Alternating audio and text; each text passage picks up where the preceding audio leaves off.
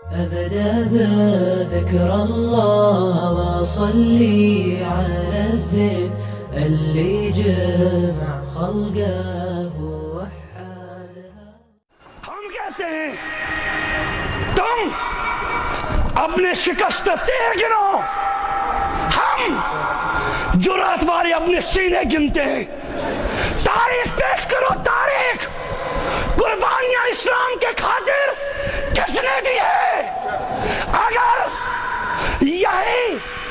یہی سی بات پر قدم اٹھاؤ، میں کہہ سکتا ہوں ہر فتنے کا سد باب نبوت کے زمانے میں پیغمبر نے کیا تھا، پیغمبر کے بعد صحابہ کی جماعت نے کیا تھا.